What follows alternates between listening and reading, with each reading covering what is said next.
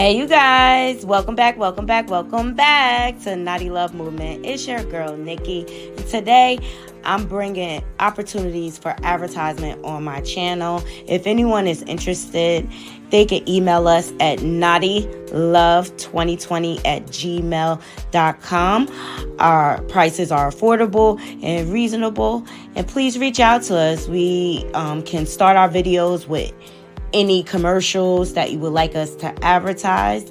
I look forward to hearing from you. I'm out. One. Hey, you guys. Welcome back. Welcome back. Welcome back to Naughty Love Movement. It's your host, Naughty, bringing you the latest and trending topics, and I vlog my life.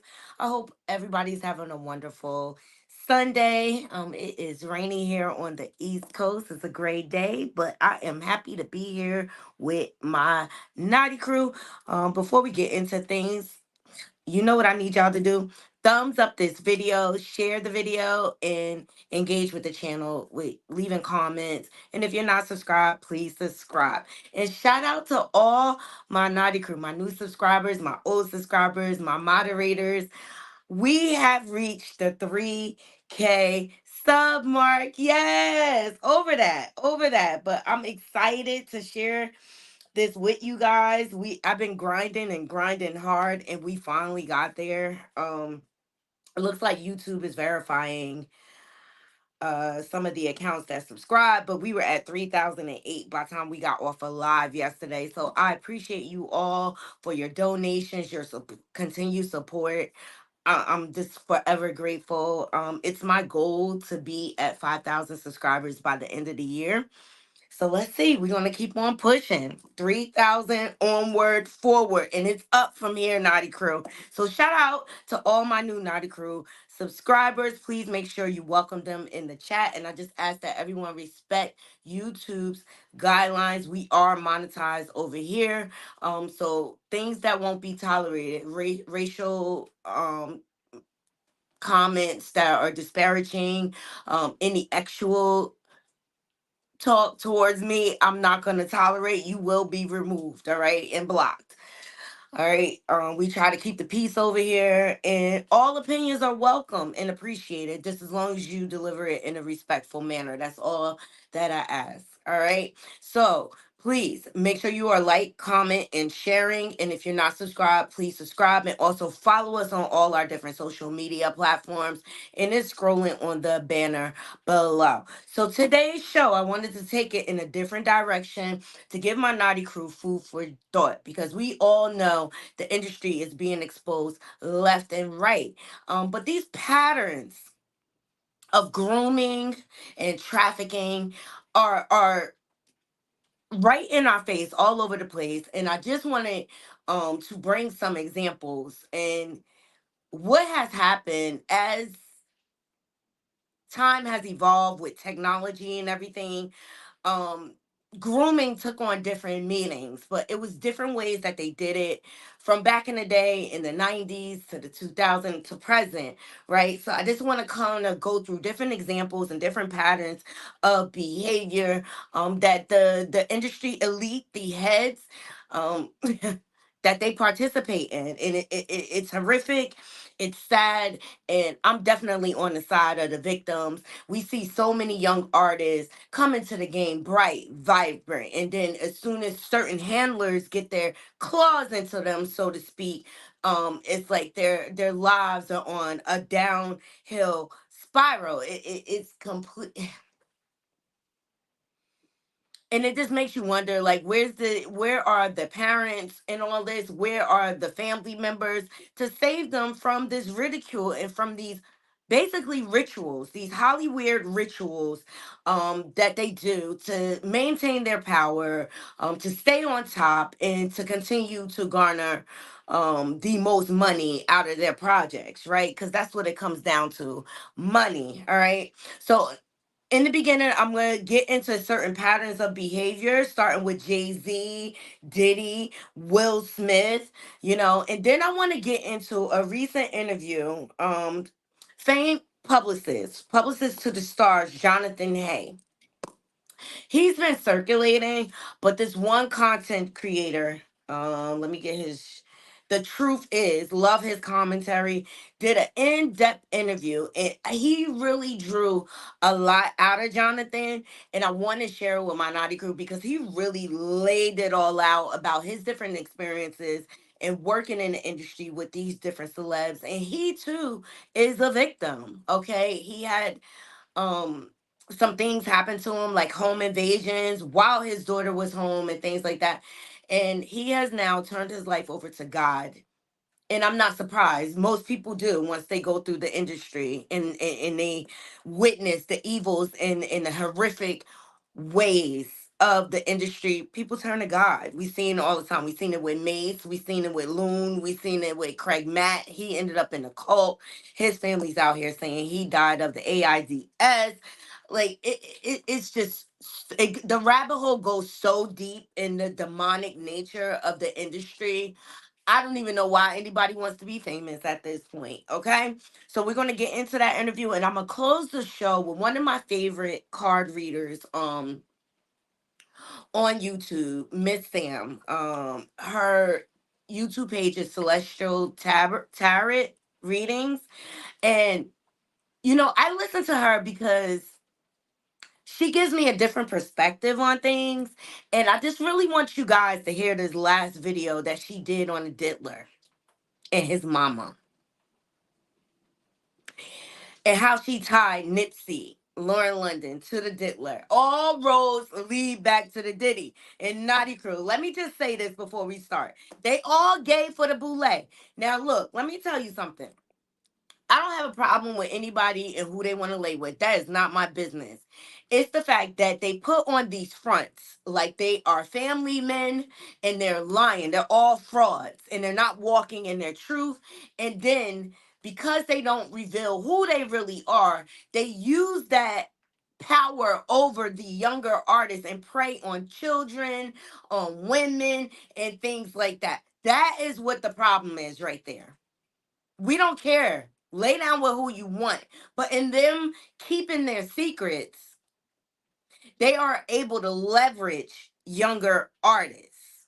They are able to either um blackball, hold your career over your head, um extort you, get you to do things that you wouldn't necessarily do if you didn't have like the pressures of their threats, right? So we're gonna touch on everything. I'm gonna go ahead and drop this intro to give people a chance to load up in the room. But please, I just need everyone to thumbs up the video, share this video. We're gonna get into some important content. I have a lot of clips prepared for you guys. I did a lot of research just so we can see these patterns because we need to talk openly about it. I don't think it's enough conversation. Thumbs up this video.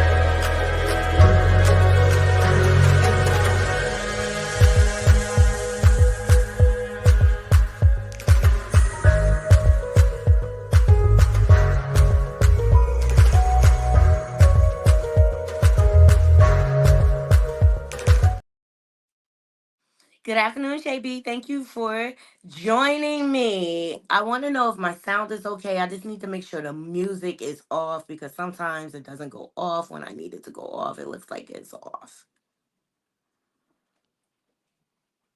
All right.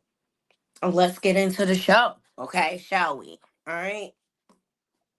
There's a lot of rumors that Jay-Z is going to be next to go down. And I'm here to present to you some of the reasons why people may be saying this. Okay. And I've talked about these things on my channel. Um, Number one, all his illegitimate children that he will not claim. It's one son that has been trying to take him to court for years. Forget his name. Hold on. Ramir. Ramir. All right. And he claims that Jay-Z has been blocking him, paying off judges and things like that, everything to avoid. We have his daughter that has been speaking out, older than Blue Ivy. I follow her on Instagram, Jay-Z's first daughter. Okay. She came out loud. She did an ancestry test, and Jay-Z's grandmother and everybody came up in her ancestry map. Okay. Ultimately, she got quieted. I believe she was paid off, in my opinion. And a house was bought for her and things like that, right? And you would say, like, why would Jay-Z not want to claim his children? And it's because their mothers were underage when he was dealing with them, and he was a grown man. hmm hmm So that's why he would try to avoid DNA tests and things like that, right? So then, let me take you to Foxy Brown. Remember when Foxy Brown came into the game? She was 15 years old. And I remember a song, a hit song that her and Jay-Z um did, called Ain't No Ninja Like the One I Got. Okay. And the lyrics were very, very explicit, right? This is a grown man rapping to a 15-year-old. Very inappropriate. And as we go through the show, you'll see a lot of the things that these adult men do and participate in are very inappropriate with people that are underage. All right. So let's get into the lyrics of Jay-Z and Foxy Brown's song. And a lot of celebs have been speaking about this for years. All right. So the first verse is Jay-Z and Foxy Brown kind of going back and forth, tag teaming. I keep it fresher than the next bitch. No need for you to ever sweat the next itch. With speed, I make the best itch see the exit. Indeed, you gotta know you're thoroughly respected by me. You get the keys to the Lexus with no driver. You got your own 96 something to ride. And keep your ass tight up in Versace. That's why. You got to watch your friends. You got to watch me. They come, wait, they kind of in something like that. Ish. The first chance to crack the bank, they try me. All they get is 50 cent francs and papayas from the village to the telly. Time to ill it on your belly, no question. Have more black chicks between my sheets than Essence. What? Okay. They say X is a weapon. So when I shoot, meet your death in less than 8 seconds. All right. Still pounding in my afterlife, laughing my ish is tight. Who you asking, right? So then the chorus comes in with Foxy Brown. Ain't no ninja like the one I got. No one can up you better. All right. Sleeps around, but he gives me a lot. Keep you in diamonds and leathers. Basically, they're saying like I'll provide you with this luxurious lifestyle, diamonds, the freshest fits and everything. But I'm gonna sleep around. I'm gonna sleep around. I'm gonna do what I want. I mean, this is the attitude of the industry. This is pretty much the formula that they all follow. Okay, and it's a matter of if you're down, if you're not. Kim Porter, i.e., was a victim of that with the diddler. Okay, I can sleep around and do what I want, but as long as I keep you pretty in the latest clothes, in the latest diamonds, and take you on the red carpet every once in a while, you are to sit pretty because you are my property, basically. Okay. Then it says friends tell me I should leave you alone, and then Jay says ha ha, and then he says tell the freaks to find a man of their own. Then verse 2, fresh to death in Moschino coach bags, looking half black and Filipino, faking no jacks. Got you a beeper to feel important, surrounding your feet. And Joan and David and Charles and Jordan, I keep you dove, but love. You know these hoes be making me weak. Okay? Y'all know how it goes, B. And so I creep. I've been sinning since you've been playing with Barbie and Ken. Okay? You can't change a player's game in the ninth inning. The chrome rim spinning keeps them grinning. So I run way the F up in them and wrinkle they face like linen. Excuse me. I play hard until they say, God, he keeps it real. Jig can stay hard. Lord, don't even trip. Ish. I never slip. Ninjas, get a grip. What you don't see is what you get. Weapons conceal, and what the F y'all feel. When you ninjas play sick, Foxy Brown, we can all get ill. What the deal? All right, and then it's the hook again. So as you can see, like these lyrics are very, very like inappropriate. And Foxy Brown is 15 at the time. And it's just like, where is your mother? Right. And I remember hearing recently where Jay-Z, he had his what do you call it? He had the whole exhibit at the Brooklyn Library. And somebody sat down with an interview and was like,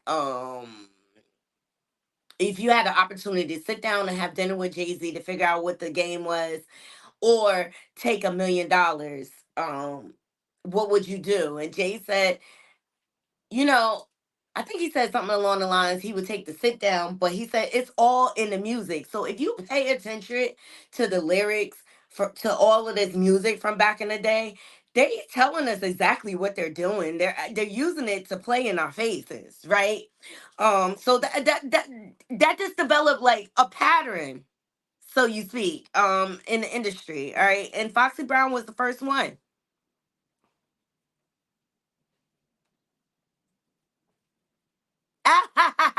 Hey, yes, I do know the lyrics when I had a beat. Yes, James, Foxy Brown's first album, the lyrics were explicit for her age. She was only 15 years old. And you got to blame the parents for letting it go by. They allowed this. Why? Probably because she was probably the breadwinner in her family. Please thumbs up the video. And for those of you who are just joining, we did reach our 3K subs. Yes.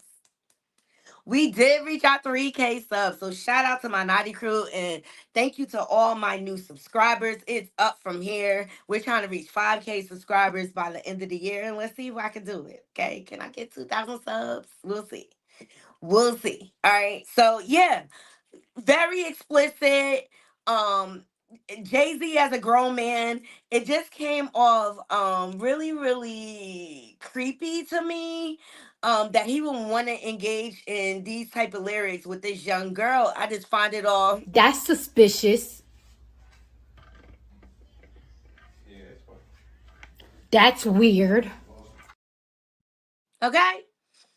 Up next, I want to get into Riri and the whole evolvement of Riri and where she came from. So I got some clips for you that I pieced together and to give you an idea exactly how creepy it was and why people are saying Riri was like basically trafficked or whatever. So let me see. Let me make sure this is the right one. Thumbs up the video. Was Rihanna sold to Jay-Z?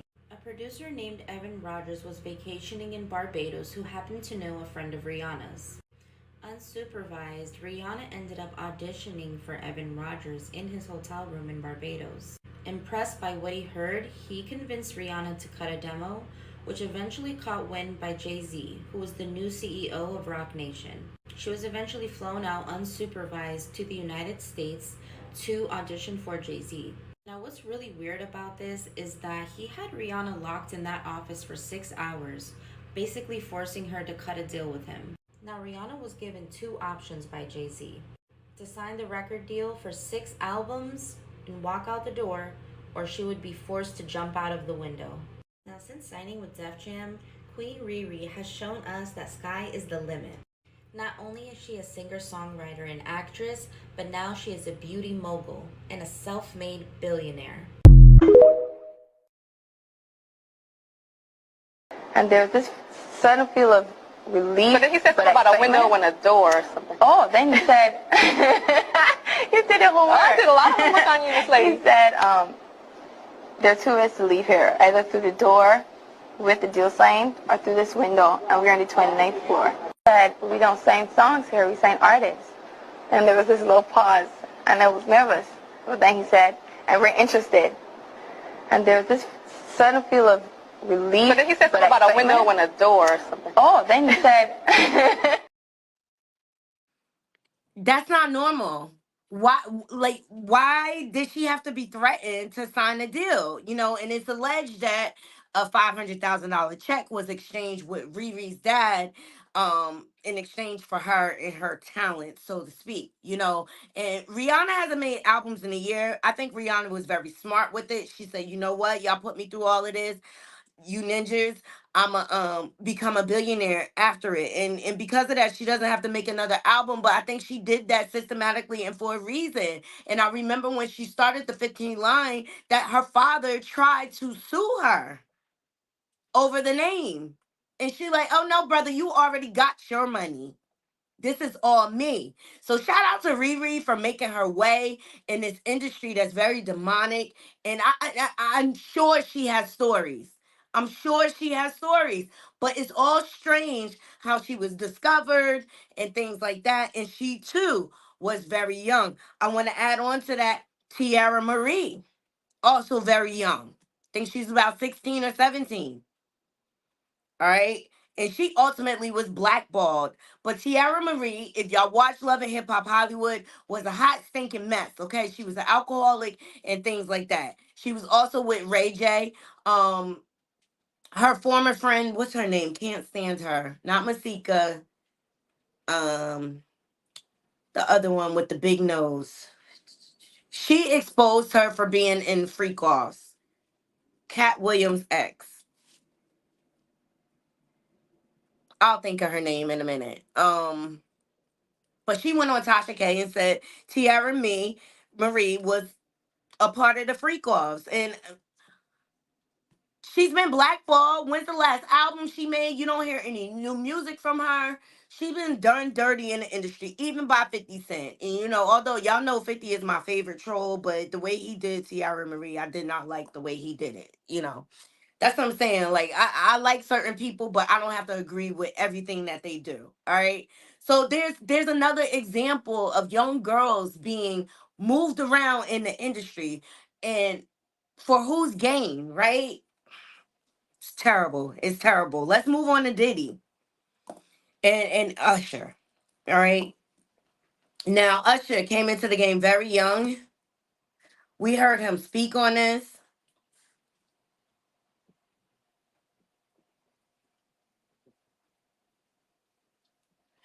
We heard him speak on this. It's a popular clip going around about his experience with the diddler. Okay, and Usher was what, only. I mean, the age fluctuates. Sometimes they say he's 13. Sometimes they say he's 15. But it was weird, and I feel like his mom sold him to the industry. Now, LA, he went through some changes with his voices at one point in time, and they were ready to let Usher go, and Usher really, really wanted to be a singer. And so they ultimately transported him, and that's putting it lightly, to Diddy's Flavor Camp. And for the life of me, I'm just like, that didn't even make sense to me, okay? Because Diddy's not a singer. He's a producer or such, if you want to give him that credit. It just didn't make sense to me. Now, Usher, before the Howard Stern interview, sat down with Rolling Stone and spoke about his experience with Diddy. And he gave more details than he did Howard Stern. So here's what Usher had to say. This is out of the Rolling Stone magazine. And so this is the reporter kind of talking in third person and then like quoting Usher at the same time. So he had a bandage on his head in 1994 when he arrived in New York, which was where LA sent him to craft an image and an album with Puff Daddy. Hardest days of my life, he said, Usher. Okay. I had to knuckle up, figure shit out in New York by my motherfucking self. Okay. Usher sounds angry when he talks about this. Okay? Because he's a young kid. There's no way he should have been in New York City alone with a grown man. It just doesn't make sense. Okay? He said they called him Baby Huey. That's what they call Usher. And he was the youngest member of the Bad Boy Posse. Puff introduced me to a totally different set of ish. Sex specifically, says Usher. Sex is so hot in the industry, man. While he was in New York, he lived at Puffy's house in Scarsdale. There was always girls around. You open a door and you see somebody doing it, or several people in the room having an orgy. You never knew what was going to happen. Usher experimented with women too, but he says he didn't actually consummate sex until he was 19. Strange, but I never busted a nut before then, he says. I just do it until I could tell the girl was feeling good, and then I stopped. And it probably was all the drugs and the alcohol they was feeding that young man. Okay, so he had spoken out prior to Howard Stern in a very, I want to say, aggressive way. What do you think, Naughty Crew? Because I don't think he was happy about recalling these accounts. Okay, because here's another an excerpt from the same article, and I thought it was interesting. And this is when he's talking about L.A. Reid, and he's also talking about his mom. So it says Reed, who once owned the Alpharetta house where Usher now lives, executive produced two of Usher's albums under BMG Arista Records until the beginning of this year, when he was abruptly fired and the label shuttered. Reed jumped to Island Def Jam and Usher stayed with BMG at Jive. Usher says that he hasn't heard from Reed lately. What kind of cocky motherfucker doesn't return your phone calls? That's what Usher said, okay, about L.A. Reid. Come on, maybe he's busy, but I find it disrespectful. He's not even called me to congratulate me on my 1.1 million. What? Before the news, during the news, and after the news, not one call from LA. It's cool. I'm not expecting one, but it did say a lot about his character. Usher's real sensitive, says Reed, adding that he told Usher's manager to relay a message. By the way, he points out we share the success, and he didn't call to congratulate me either. That's L.A. Reid, what L.A. Reid said to Usher. I'm sorry, I thought I got the other clip. In the other clip, the reporter witnessed Usher pick up the phone, and his mom had booked him for an award show that Usher did not want to do. And he was pissed because his mom didn't even consult with him.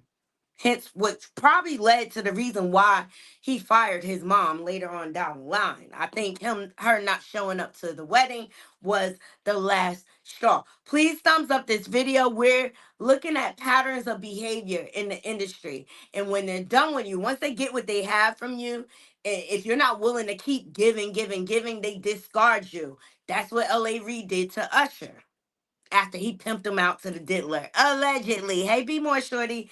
Good afternoon. Okay? All right. And then we get into the Howard Stern interview. I hope this is the right one. Here we go. The Howard Stern interview. Y'all all remember it.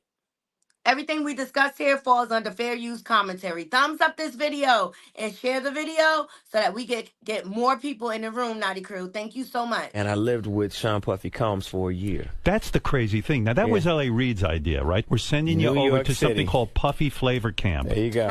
To learn Flavor Camp. Yeah, Flavor that's Camp. what it was called. And you're going to go to Puff Daddy's. He's going In the 90s. Do you understand what that's like? Puffy's place was like just filled with chicks and orgying like nonstop, right? No, not really. I mean, but hey, it was curious. I got a chance to see some things. Yeah, but you were 13. What were you seeing? I went there to see the lifestyle. Right. And I saw it. And it was but I don't know if I could indulge and understand what I was even looking at. It was pretty wild. So nobody tried to, some woman didn't come along. I didn't say that. Okay. I didn't say that.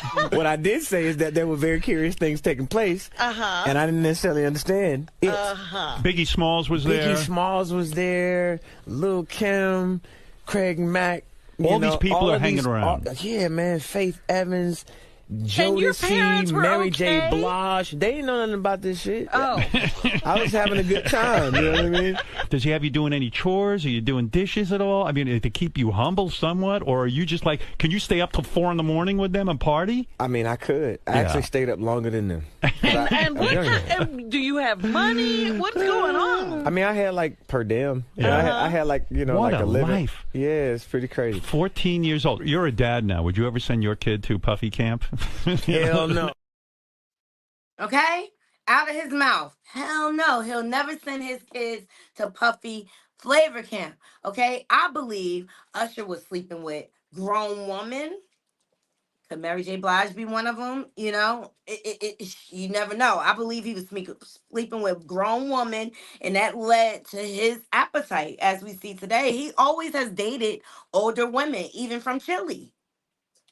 He's always has dated older women. Then I lead you to, when Usher was sued for transmitting the herp, not only to women, but to men as well.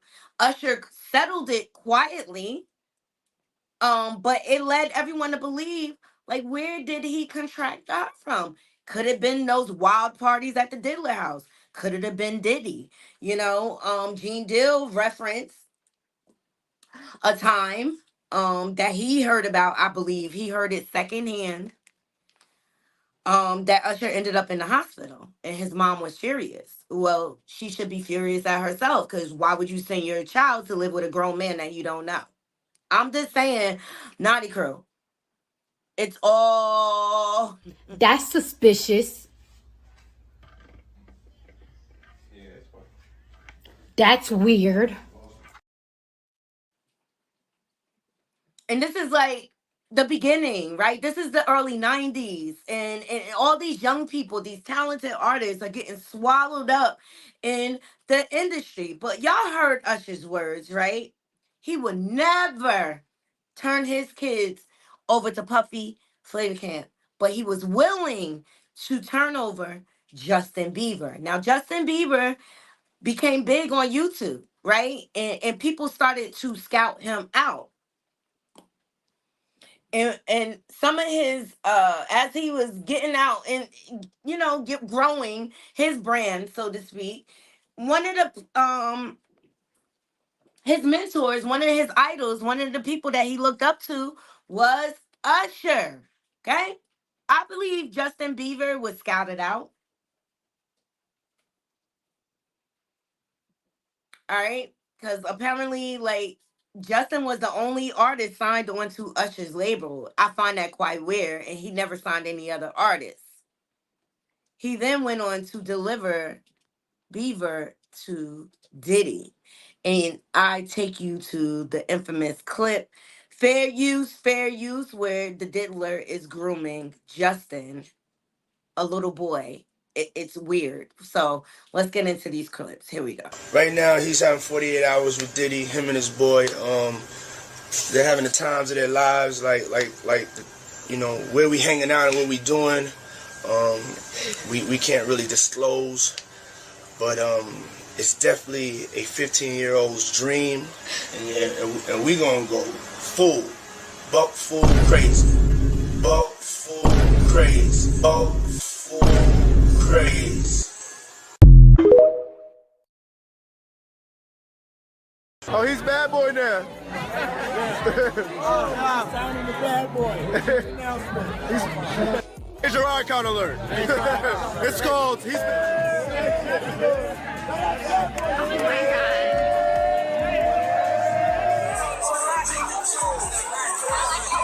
Bad boy. Bad boy.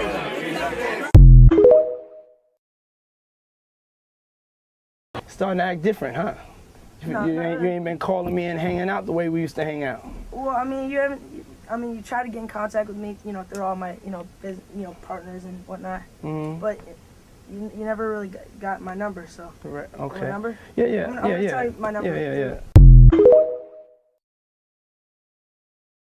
I think that I was just, living in this shame, living in all this sort of stuff of my past, and I wasn't able to move on. Do you think the person that the you of then was on a path of self-destruction? Oh, for sure. Yeah, I would have for sure, 100%. Yeah. It would have been no bueno. It was bad. I don't know if I'd be alive for sure. It was dark, but I want to definitely tell my story so that if that resonates to anybody, that they can hopefully learn from it. Well, for me, music comes from somewhere. Right. Maybe it comes from this youthful naivety and this desire to escape something. So thank God Justin Bieber found religion and found God to help him get out of that addiction. But who's the main catalyst there? Diddy, why do you always want to party with young boys? And you're such a bad influence on everyone. Like like he gets everyone hooked on drugs, including Mary J. Blige. She doesn't say it, but come on. That's what they do. That's how they love bomb you. They give you all these great things in the beginning. They make everything seem so great by giving you all this glitz and the glamour, and they'll provide you with any drug, and then they pounce on you. Okay? They pounce on you. So I always looked at him grooming Justin like as creepy. And then when he walked, oh, you don't want to hang out anymore. Why do you want to hang with a young boy? It's weird. It's weird. Hey, smiling with Erin.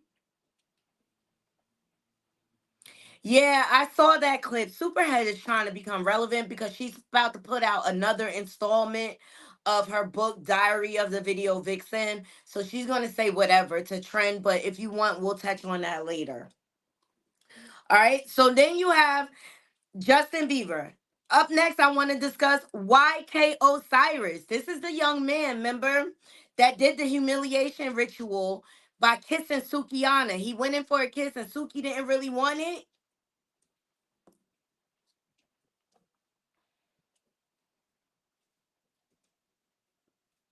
And I believe that was a ritual because he's not popping right now. So he had to give something. Hey, Bright Eye. Was married.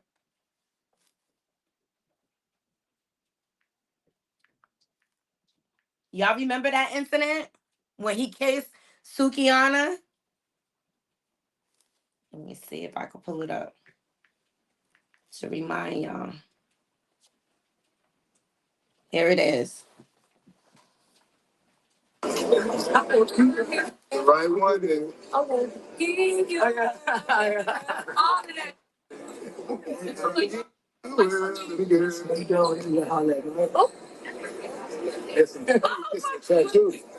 I need to kiss the tattoo. I know I've seen some neck flip right there before. Okay. I believe that was a humiliation ritual and that went bad, right? And Suki didn't want it. And I think they figured the fact that her image that she puts out here, she would be okay with it. And that's not cool. You did not have consent. It wasn't like him and Suki were dating or anything. Please thumbs up this video. Welcome to everybody coming into the room. Thank you to you all. We have reached our 3,000 subscribers. So I appreciate every last one of you, my new subscribers. And Naughty Crew, please welcome all the new subscribers that leave comments. We're very welcoming over here. Opinions are definitely appreciated. We just ask that you respect not only each other, but YouTube's guidelines because we are definitely monetized.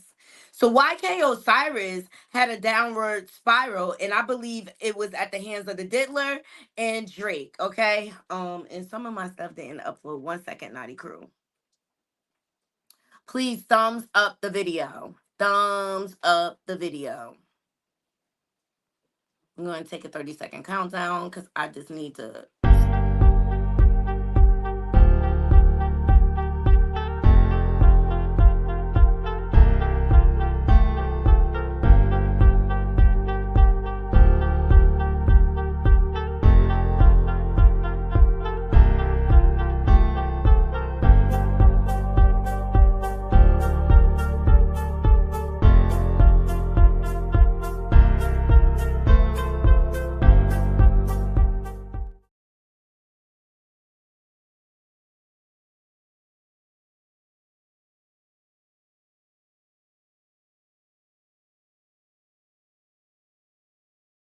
We're back. We're back. We're back. Thumbs up the video. Okay. He was a singer. But there was a lot of rumors of him hooking up with Diddy, right? Here we go. I heard about that though, but I ain't about to say that. But what? You giving Diddy? Yeah, yeah, you and Diddy. You and Diddy what? Diddy. No. They said he was. They said he was. How you knew that? Now I'm about to Google because I ain't never heard this. He said he was Diddy's boy toy. I was in Jamaica with him. Oh, I see it now. I was in Jamaica. In Jamaica with his alleged boo Diddy. So you talk about Diddy new boy toy. Why can't I'm sorry? Why you did this to Diddy, man? It's messed up, man. I'm just asking my rumors so he can clear it up. That's what the breakfast was. I didn't even know that. That ain't nothing that needs to be cleared up. Who believed that? That ain't nothing to be cleared up. That's why I say I don't know what happened about that. You heard that? Yeah, I heard it, but I think it'd be crazy little talking stuff. When you heard it, what did you say to yourself? Because I know your people about it. But your partners in Jacksonville like, bro, what's up? Because they already think the industry is a certain way. Definitely Duval. Nah. Like you say, he ain't nobody. I ain't never heard that. A lot of people don't care about it. That ain't that. Did you laugh or were you? I was laughing. Okay? That's how he was addressing the rumors about him and Diddy, but he unraveled. Why do all these young stars unravel, right? Especially after they've been hanging with the diddler. It seems like anybody that hangs with the diddler, all of a sudden the gay rumors start and things like that. All right. And then you hear rumors of his career being ruined. I think it was one more clip I wanted to. And he starts speaking out loud. And it just makes me like, why? Why is this happening?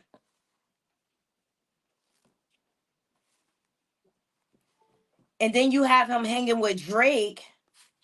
Kendrick Lamar said, they not like us, Naughty Crew. I want this turn around.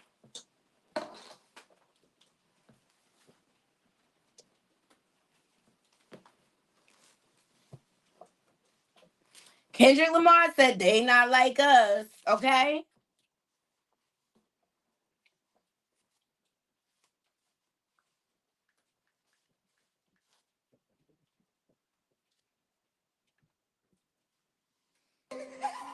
Here's YK Osiris with Drake. I don't owe you no more. You owe me 60 bands, and you have to perform the song right now in the crib. What are we talking about? What are you talking about? I'm giving you an out. I'm not baby. I'm not Boosie. You don't owe me no 2 rags, 5 rags. You owe me 60 bands. I'm playing the song right now. Are you ready? I need a full performance. Huh? You won't owe me no money right now. I swear. I need a full performance though. The real shit though.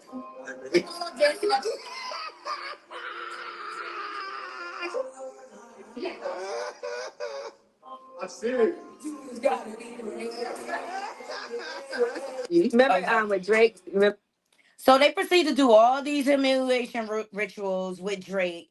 And I'm like, Drake, why are you hanging out with this young boy too? Right? It's what they do in Hollywood. All right. But then YK Osiris decided to get vocal about it. Another example, another star falling, right?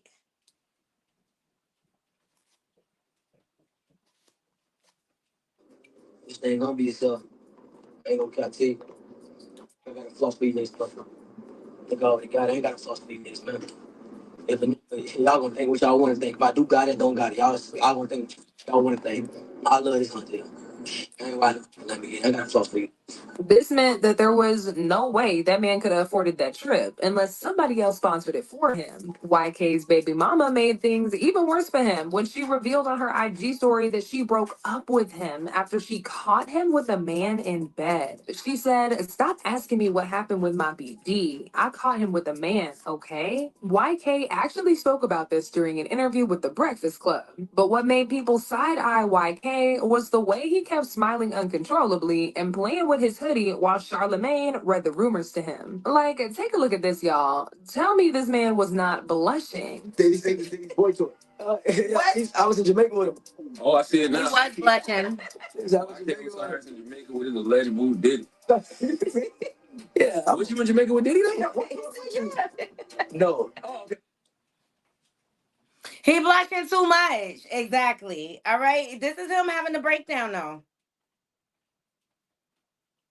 God, that's what I want to do. I want to crash out right now and just like this like life. I swear to God. I had to take a ride. I had to take a ride, bro. Get out my house because the demons are trying to attack me, bro. Some people at the time made fun of YK because they thought he was just crying over losing industry connections. However, YK later shared another video saying people don't even understand what goes on in the music industry. And he also called out rappers who constantly talk about love and God when they really serve the devil. So stop saying that it's a God blessing. Cause y'all always talking about these rappers, always talking about and giving y'all all these stupid ass hopes. Oh, this God bless is what God wants you to do. No, this is not what God wants you to do. Now, before all these allegations against Diddy went mainstream, a lot of fans defended both Diddy and Drake, saying their sexuality is their business. However, there's now a viral theory going around that this has nothing to do with them being gay or bi, and it's actually some kind of bizarre ritual among industry elites that's been going on for ages. It has Without been. going into any disgusting details, this theory claims that powerful men in the industry believe that forcing themselves on young people, especially young men, is how they keep their youthful energy. And rumor has it that this is why Diddy was also pressuring up and coming artists to party with him. Celebrity medium Sloan Bella went viral recently, claiming that Diddy's ex, Kim Porter, discovered evidence of these rituals, and she was allegedly planning to expose it in her book. P. Diddy is on some kind of spree for removing people who speak about this because he's gay. That is not the issue. I want you to hear me. That's one thing, and he may have his own shame about that, and it may be culturally not right for him, whatever. Get in line in society. That is not what this is. It's not a book about him being gay, but what we're talking about here is ritualistic sexual deviancy used to harness energy of a human being. We are being harnessed, not me, not you, but the people that. So that's what they do to energy harness. They are harness energy through sodomy, and they have to use young people to do this. It's a sick, sadistic ritual that they participate in. But if you want to get anywhere in the industry, they require these young people to do this, or they get blackballed, or their careers don't go anywhere. And I think like the whole situation with him and Sukiana, he wasn't willing to partake in that ritual. And so he wanted to also change the image of him being gay, right? So that's why he tried to kiss Sukiana against her will in public. It's a whole sick cycle. It's a whole sick cycle, Naughty Crew. Please thumbs up.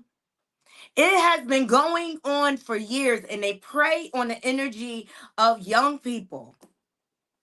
Next, the last example I want to get into is Bashir Gray, young star from Empire, promising career.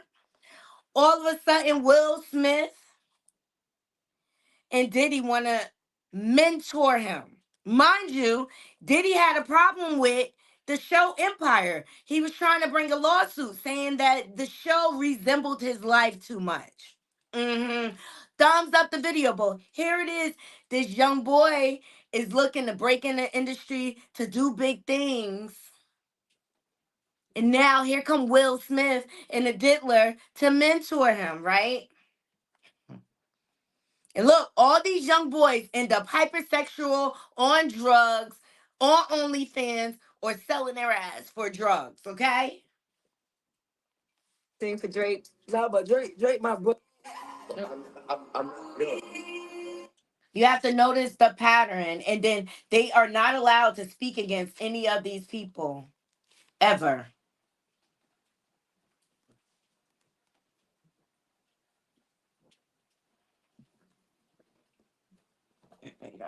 They are not allowed to speak. And if they do, there's consequences.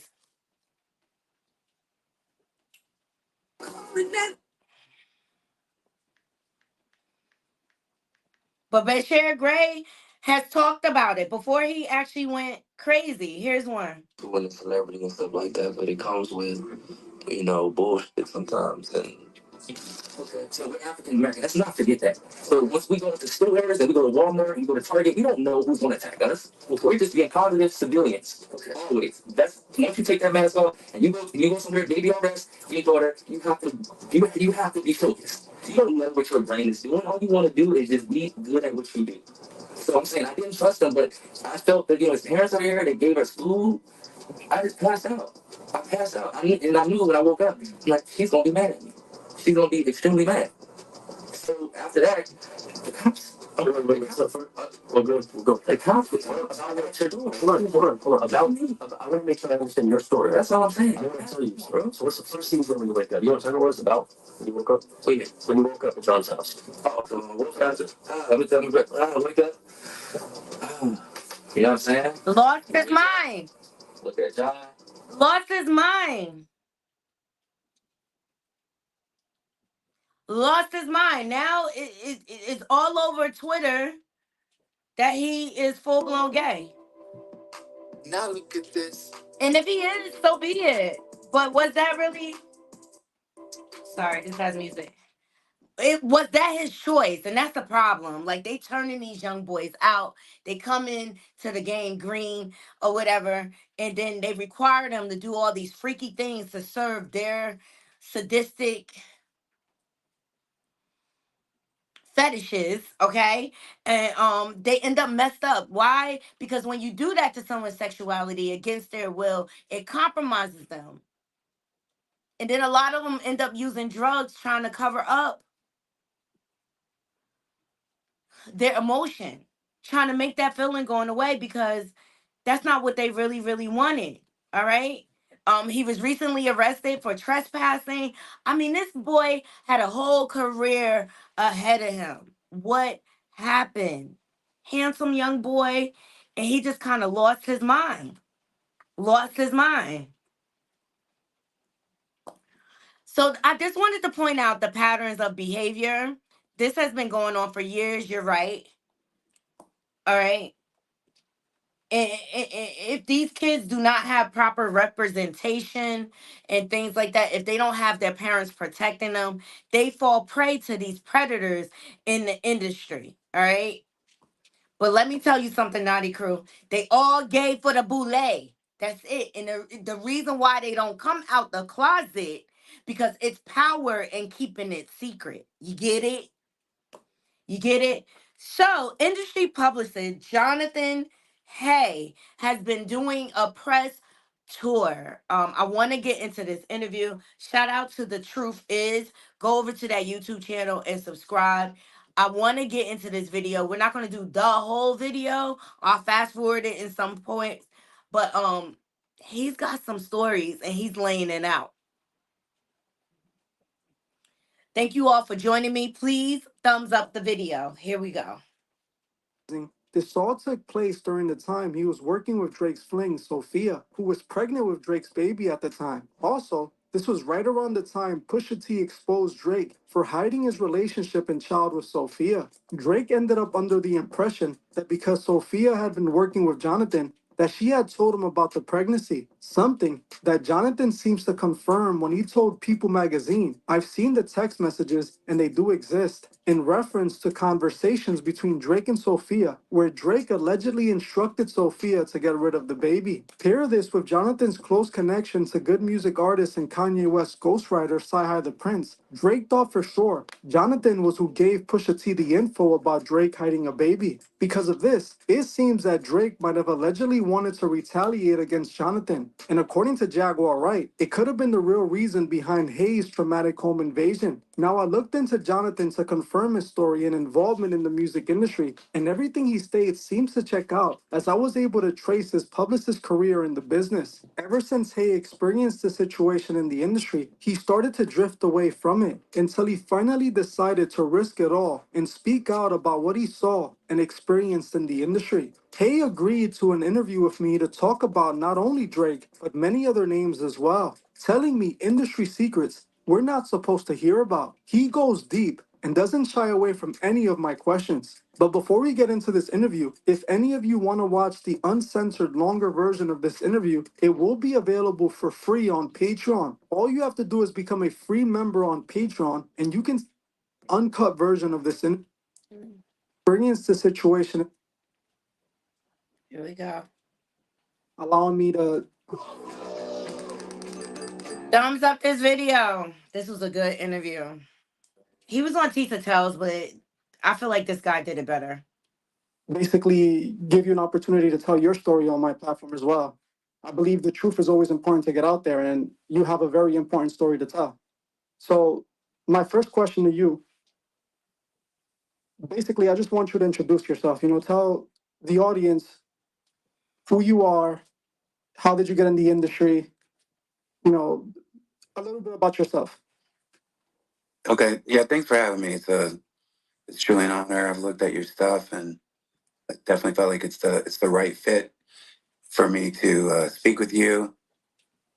So that's why we're here. But my name is Jonathan Hay. I'm a publicist. I don't know really how I fell into the world of publicity, but it started back home in Louisville, Kentucky. Kind of got like a lucky break because I never dreamed of being a publicist. Didn't even know what it was when I started. I was more into like producing music and making tracks, and my career became as a publicist, and that's where I made a lot of money. I was very, very successful. I keep talking in past tense because it's like two different lives that I have now, like the publicist when I started versus the publicity that I'm doing now. But so from Louisville, Kentucky, a small town, it was a big deal to accomplish what I have accomplished, especially without really the strength of the internet and social media and being able to talk like this, just going, hitting the streets, going out to LA, going to New York, taking meetings, and basically clawing my way to the top. But then once I clawed my way to the top, I was like, this is pretty weird. And a lot of traumatic things happened, and it's been a very strange, both blessed and both cursed career, right? Because I come from a very strong Christian family. Yeah, I saw that when I was looking into you. Yeah, my family was like, they started Southeast Christian Church. They were one of like, my uncle was the founding elder of Southeast Christian Church. They're now a mega church in Louisville. So I remember when it was like a couple hundred people to now 30, 40,000 people every Sunday. So I watched the business of the church, which back in the day I struggled with because I was like, it seems like we're selling Jesus. It seems like we're selling God. And because I was rebellious, right? So, and when you're younger, you question everything. So it kind of turned me off a little bit because when my family would get together with like my grandfather, my uncles, and people of the church, it seems like the biggest conversation was attendance and offering. And that was the turnoff. But then as I got older, I realized to have a church of that magnitude, they had to have infrastructure in place. They had to have the building in place. They had to have the insurance. They had to have the security. They had to have the team to support as many people as they did. So then I started to understand the business of it. And the thing about that church is there's never been any scandals. There's never been anything that you've ever heard wrong of people coming out and speaking against Southeast Christian. Okay, so I just wanted you guys to hear a little background for Jonathan Hay, how he got into the industry and kind of where he is today. And it sounds like he turned his life over to God. So I'm gonna fast forward this. He had issues with Drake, right? Because he was his publicist. Let's see. Who they were, and they were arrested. The first one was arrested. Obviously, I'm gonna go to his like Facebook and I'm gonna look around, and because I couldn't see him because I was stuck there. And when I went to his Facebook likes, he only had 2 or 3. And one of the people that he liked, where you have like sports teams and artists, was one of my clients at the time, which was Boosie Badass. And I was like, whoa. That really freaked me out because I was like, he only likes a few people. He likes Boosie Badass. Boosie Badass was an artist that I just started working with, but it had nothing to do with him at all. It's just that's what I'm telling you. Like that's the type of music that I was promoting And I didn't even get a chance to promote anything with Boosie. Like, he still follows me on Twitter, and I'm still cool with his people, but I didn't even get a chance to promote anything because when he hired me to bring me on, that happened and that took me out. Okay, so when he started working with Bootsy, him and his daughter were home invaded on, which is an unfortunate, it's a scary situation to be violated like that, and it changes how you move and it shapes you as a person when that happens to you. And then you're looking at everyone around you like they are suspects. I was working with this artist, Young Blue. I also want to talk about that. You said you prayed to God. Would you say that you felt that God in that moment helped you out of that? I'm a fast forward. Yes, God did help him. God did help him out of that situation. That's all you have to help you get out of that situation. And I was working with Drake through a situation that I can't talk about so freely. But yes, I was involved in the situation with Drake that is out there really heavy in the media. So when she said that, because 3 people pled guilty. Did Drake hire you directly, or was it Drake's baby mother? It was Drake's baby mother. And then it was also when it's like she hires me and then I'm working for Drake and I'm dealing with his lawyer and stuff like that. And I know you can, like you said, you can't release what Both. you were working with him for, essentially. Both. But this was around what time? What year? This was right when I invasion 2017. 2017, around that time. April. Okay, continue. Sorry about that. Just wanted. Yeah, so I was working with both. All right. But I never thought that Drake, because as I said, 3 people pled guilty and went to prison. But weird things would keep happening with law enforcement. Weird things that were very powerful, right? That were unexplainable, because there was another person that for sure should have been indicted. And this other person was dating one of the people who went to prison. She was like public with it on her Facebook. And she was taunting. It was in a taunting way, right? I'll just say exactly what it is. She was my ex-fiance of 9 years. She was the only one who knew that there was a safe there and there was that kind of money in the safe. And the only reason why we had cash in this safe is because around like 2008, when the world was supposed to collapse with the financial thing, we just started saving money. And she would be like paranoid about like if something happens, in the country and all this other stuff. So we set a amount of money that only she knew about. And when they came in, they asked for that amount of money. So I knew it was her. Not only that, there was an EPO against my ex-fiance, right? And the EPO was my mom had did it. So basically, he's saying his ex-fiance conspired with Drake to set him up to be home invaded on. And he knows it's her. He didn't want to think it was Drake behind it until he sat down with Jaguar Wright. All right. And we already know how she's a conspiracy theorist. So that's pretty much in a nutshell. Like, you have to go over and see the full interview to hear that whole spiel about Drake. All right. But I'm really interested in what he's gonna say about Jay-Z, Rick Ross, and all of them. He's speaking on Jay-Z and Rihanna in this one. Here we go. That kind of lifestyle. The fact that you mentioned Jay-Z, I want to actually ask you a question about Jay-Z. You said in that interview with Jaguar Wright and Real Life Productions, you stated that you were actually the one responsible for spreading the rumor that Jay-Z and Rihanna had hooked up. Now, my question to you is, do you believe that at all? Did you believe that rumor before you said it, before you claimed it? Do you believe that there's any truth? Y'all Not remember saying that those you're rumors? accusing Jay-Z. Let's make this clear. We're not trying to get anybody in trouble here. But do you believe that there's a possibility that that could have been true? And the reason why I'll say this to you before you answer, Jay-Z signed Rihanna at 3 o'clock in the morning when she was 16 years old. I believe it was in a hotel room, but it could have been in the office, in the record label office.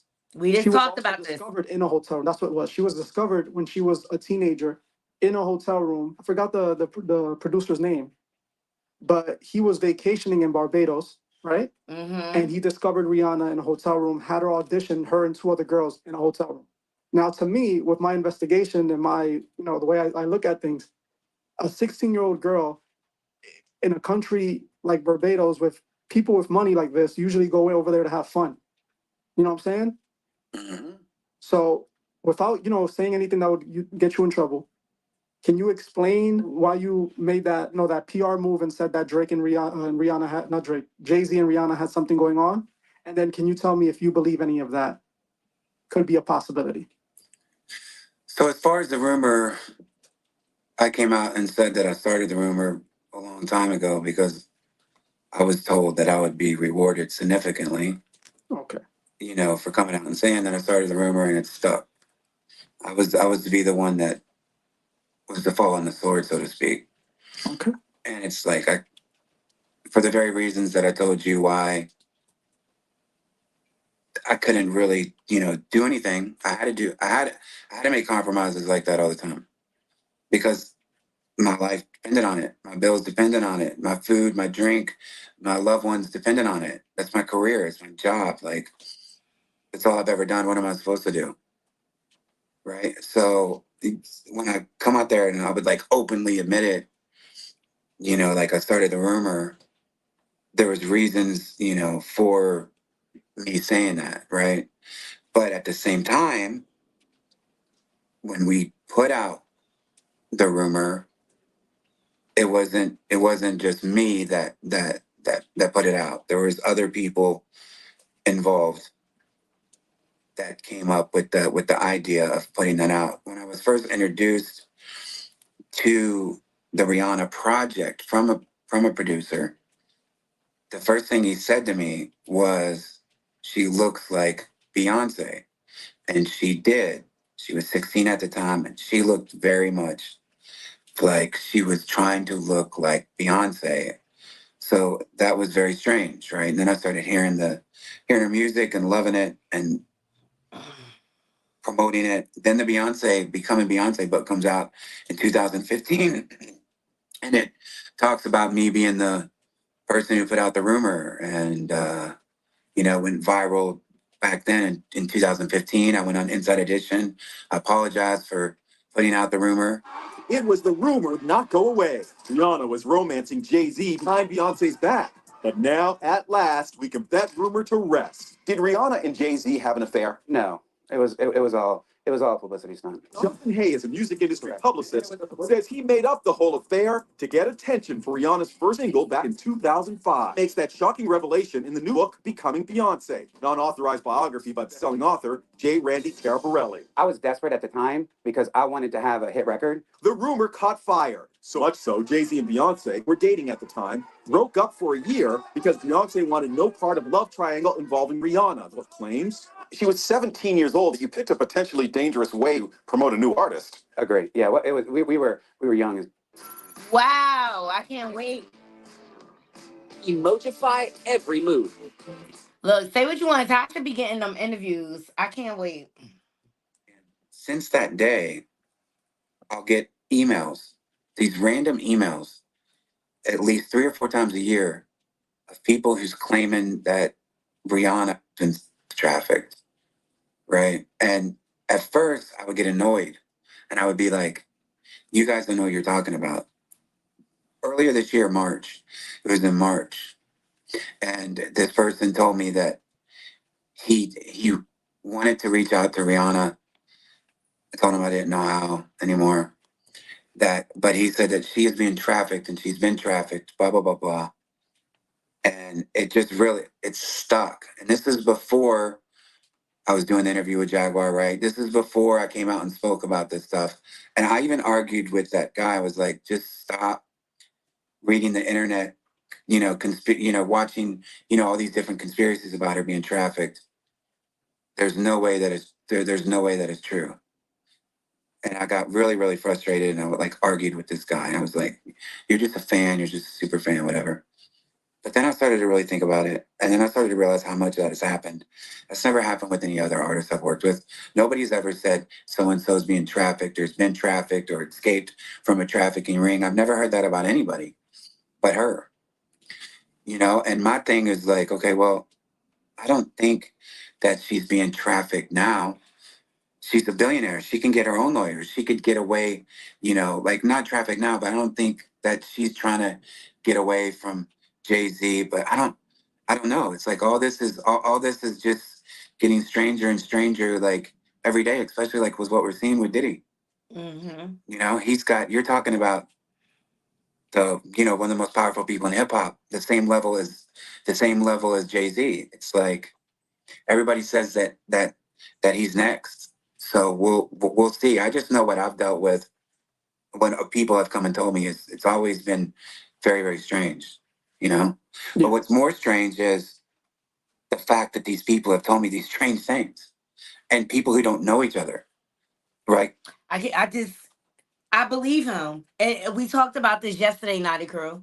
Whatever it seems strange, I'm starting to give like a pause, a second look at it. Because that's what they do. They want things to seem unbelievable, right? So that we can nudge it off and stuff like that. But she was a young girl. I remember her father trying to sue her over the fencing name.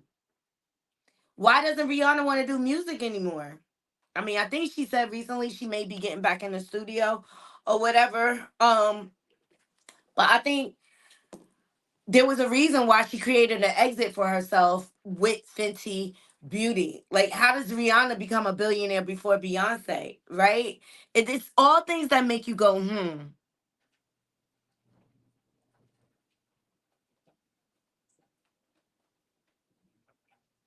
Okay, I'll look at the lyrics be more shorty. Brianna was grown. Yeah, she was groomed. You know, they're not related or they're not connected, and they're reaching out for positive and trying to help a situation, and I always shut it down. Like, I don't know what you're talking about. Call the authorities. Yeah, I mean, at this point, she's not being trafficked, obviously, because she's a grown woman and she's willingly in the industry and she's, making money. Correct. When she was 16 years old, exactly. and she was discovered in Barbados, and she was in a hotel room with a grown man who we don't know what he was there for, but let's be realistic here. Men in the music industry love to go to third world countries, love to go to, or second world countries, whatever you want to call Barbados. And they like to go there and they like to have fun. They like to do things that there wouldn't be. And then why did she have to be locked in a hotel room? It's weird. It's weird. Why did she have to be locked in a hotel room to sign a deal? It was either that or go out the window. Weird. That sounds like a threat to me. Do here in America, And Rihanna ended up going from there to Jay-Z's office in a matter of months. And then inside of Jay-Z's office, this isn't the only young woman at the time who people were rumoring that Jay-Z was with. If we look at Beyonce, I've already looked in. I've already found times where Jay-Z said that he basically met her.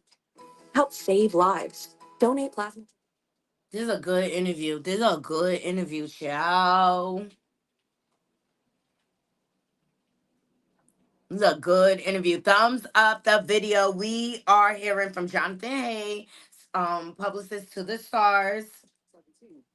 And he didn't claim he was in a relationship with her. He insinuates that he met her at that age. And if we use our mind, if we use common sense, possibility that he was already flirting with her or into that, because by the time she was 18, they were in a relationship essentially.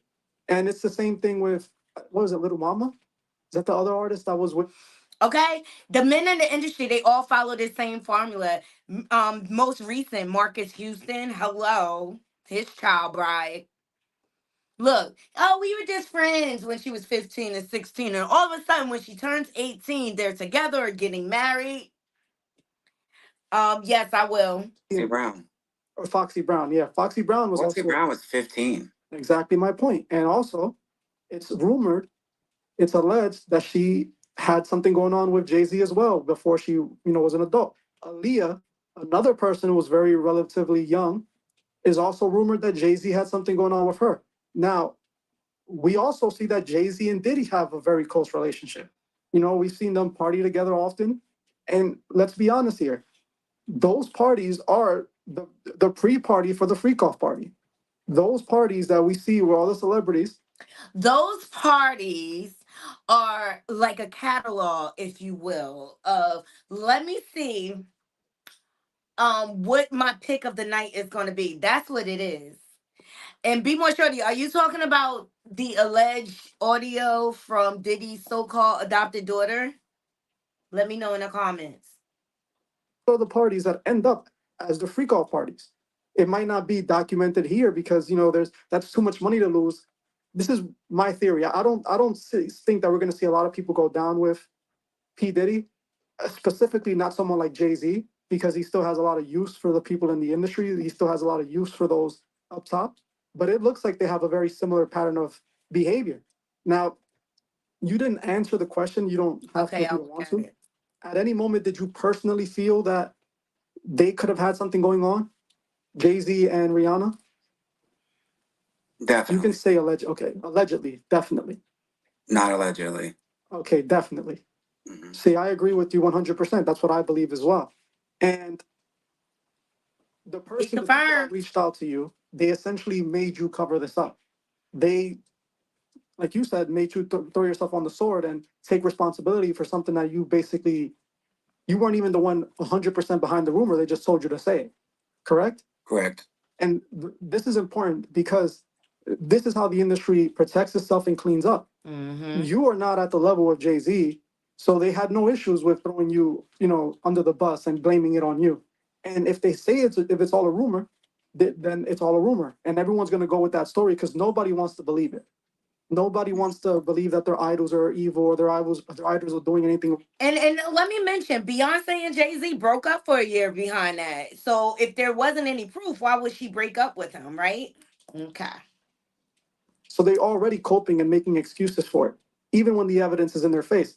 And there's a lot of people saying that Jay-Z, like you said, is next. Do you believe Jay-Z is next, though? I do.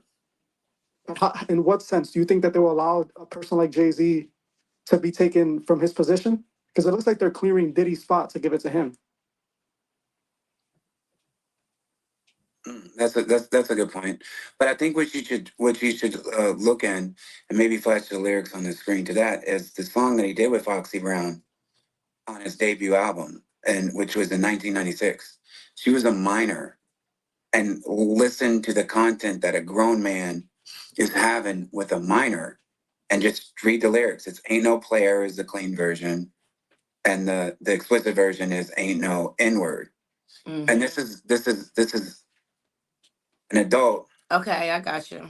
Doing a song with a minor, I think she's 14, 15, 16 at the oldest, with that kind of lyrical content is absolutely crazy. You know, it's like who would ever, you know, usually when there's kids around, you know, like as we're grown men, we're going to quit talking like that, right? Of course. The fact that he. But let me make this point. Like, usually when grown men want to get involved with minor or younger women, so to speak, whether they're of age or not, it's all about control. It's all about manipulation. Album that's still on his debut album with her as a teenager is crazy. Yeah, and his relationship with R. Kelly. His relationship with R. Kelly and his relationship with Harvey Weinstein, who he was signed to, and his relationship with Diddy, which goes back to 1996. Even Nas, you can say Nas was just dissing Jay-Z, but Nas specifically stated that Jay-Z and R. Kelly were doing the same thing with the same girls that were at the studio together. You know, and that's a strong accusation, but let's be honest, it's like what they're saying now about Drake. Oh, Drake's into the minors. If you have been following Drake, Drake loves to rap about hooking up with 18, 19, as young as he can. That's what he legally states. But if you're aiming for an 18-year-old at 36, you're not gonna compromise at a 17-year-old, a 16-year-old. It wouldn't matter. It's the same thing. What's the difference between a 16 and an 18-year-old besides the fact that they're legal? But they're both still teenagers and they're both still extremely young and undeveloped mentally, at least. And you got to be a sick predator. Like, why can't you get somebody your own age? You know?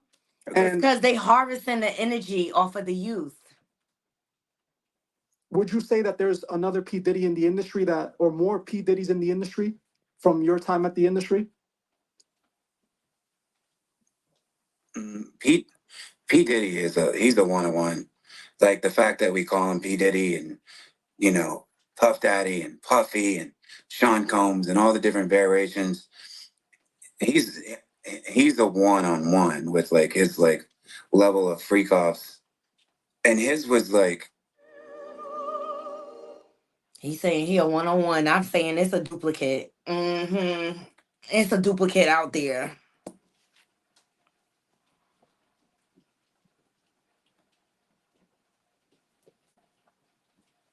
for so long because he's doing it out in the open. He's got a 40-foot bed in his backyard, and people are jumping on it, and he's having these freak off parties with like a lot of people involved, and then they got bigger and bigger. Like they found thousands of bottles of like lubricant, literally baby oil.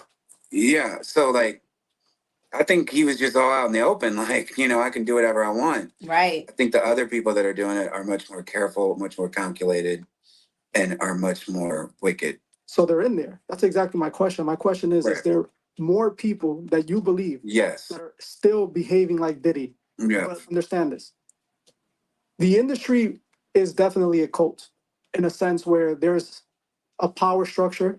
There's an organization that rules over the industry. There's a method of operation because most people think that the artists are doing what the artists are doing, and it's never really the artists.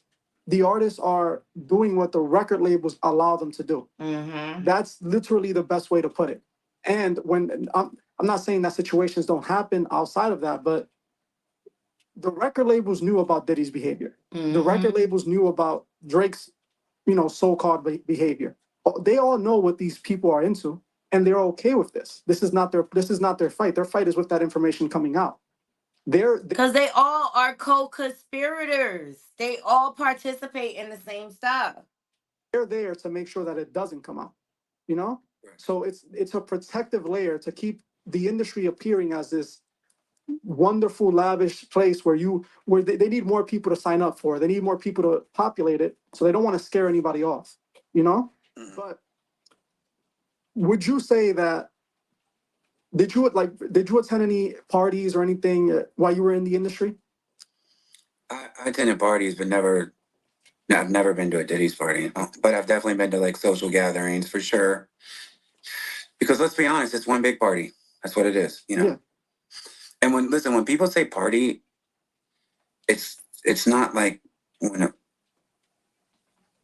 so like a label person I worked with, it's like, yo, you're gonna come over and we're gonna party. That doesn't mean like we're gonna have a celebration and a bunch of noise and people dancing. That just means are you gonna come by and we're gonna do drugs. Right. Like partying doesn't require, when people say party in the music industry, it's usually a party between 4, 5, 6 people. That's what it's classified as party. Like, yo, we're gonna party tonight. Where's the party at? It's not usually like this. You understand what I'm saying? Like the way Diddy would do. That's what made Diddy was so crazy, because he would like really have like all these. He was really partying, doing all this stuff. They would say for days, right? So, at the other higher levels that I've been in, partying meant a few people over drinking and probably going to be some drug use. And it would probably get some more extreme from there, right? Correct. At any moment, did you see any? Do you know what the Freemasons are? Yes. Would you say that there's Freemasons involved in the music industry? Yes. Okay. See, the boule. That right there should prove to many people alone that you're being 100% honest, because most people in the industry aren't going to say that. Right. Most people in the industry are afraid of this question, or they act like they don't even know what the Masons are. But they show the symbolism so clearly. Yeah, of course. And that's my next question. Do you believe people like P. Diddy, Jay-Z, Beyonce, do you believe they're members of either the Freemasons or other occult organizations? That's why I think Diddy's a 101, because I don't really think that he was. He was like his own occult. And the kind of like what you said, maybe he made somebody upset or something. Like Diddy's always been a kind of like a lone ranger, a lone wolf, right? He uses the same symbolism though. Right, but Jay-Z, you're right. But Jay-Z, yes, 100%. Okay, good. Are you a Freemason by chance? No. Okay, good. I just got it. These are the questions so that my audience would trust you, and you know this is important to know. Jay-Z is definitely a Freemason. Diddy is 100% a Freemason. His the same man that I was telling you about, the guy who was interviewed inside of the jail by the police. He was interviewed in a interrogation room, and he was interrogated. And this is literally what he said. He said P Diddy, Rick Ross, and DJ Jonathan Khaled. Odie. He said they're all gay, and he said that they're all a part of the Bole Masonic organization. D's and Ross, which are good buddies, okay? They're gay. Who? Both. Diddy and Ross and Khaled. They're all gay. Okay? Yeah, Khaled and Rick Ross and P. Diddy? Yeah. They're all gay? Yeah. Jonathan Odie. I know you're gonna believe me. You have what's called the Illuminati. How do I know this? Yeah, that's what I want to know. How do you know this? You know Sean Combs. Of Diddy? Yeah. P. Diddy, whatever he calls himself. Yeah, go ahead. Yeah, he's part of what's called the. Don't miss JCPenney's brand slam. We are getting into the interview with Jonathan Hayes. Shout out to The Truth Is for this interview. After this last segment, we will end it and move on. And I see you guys want me to look at some clips on Instagram. Someone sent me a clip saying that it was Ava. The ladies are actually minority. Okay. Which is essentially it's a fraternity, a black fraternity within Freemasonry. So this is pretty much out there. Now, were you ever asked at any moment to be brought into this type of lifestyle? Not directly, maybe indirectly, maybe invited to certain situations where you felt uncomfortable, you felt that things were off? Yeah, for sure. And I would say with what I do know for a fact, not alleged, but DJ Khaled is bisexual. And Jay-Z has also participated in bisexual activities. Would you want to say allegedly for your safety? There's no, I would say allegedly, if it was allegedly.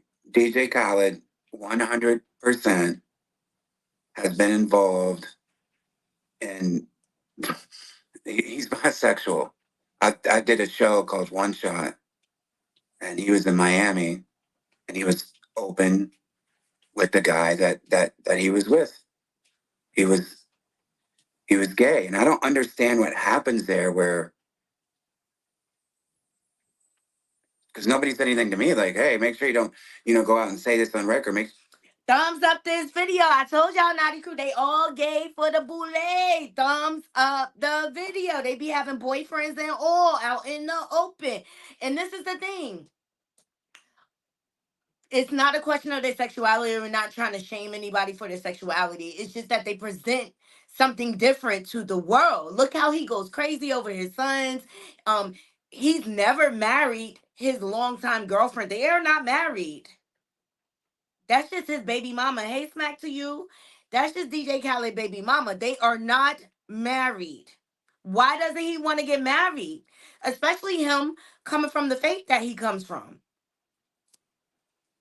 Say this, So it's weird that would still be hidden. That seems like that should be a fact that DJ Khaled, at least in 2016, was definitely bisexual. Okay, and we're good. And Jay-Z is without question bisexual. Okay. I agree with you. I know Jay-Z's mom is gay. Jay-Z's mother? Yeah. Yeah, she's gay openly. Okay. I'll have nothing against any person's preference, but in the industry, they like to hide this, specifically in hip hop. They're trying to make this normal now. They're trying to push it on so it could be more accepted within the hip hop community. But the reason why they would want to keep this from the public is because they're pushing this gangster, tough guy, manly of all men persona. And if it were to come out that they were not the manly of men, so I think that's the reason why they hide it. But I 100% believe that these people are bisexual, gay, and I believe that, like I said, the Freemasons, they don't see themselves as men. They see themselves as gods. That's what the 33rd degree literally represents. Okay, and Jay-Z and P. Diddy both have God complexes. I knew Jay-Z had a God complex when he came out with that song, H to the O, V to the is A. He thinks he's Jehovah. Diddy definitely has a God complex. Enlightenment, it represents reaching the level of a god. And most people will say that God is genderless, even though in Christianity, God is a man, essentially a man type of being. But in the Kabbalist way that they look at these things, they see man and woman as one. It's called the great androgyne. If I'm mispronouncing it, I'm sorry. But it's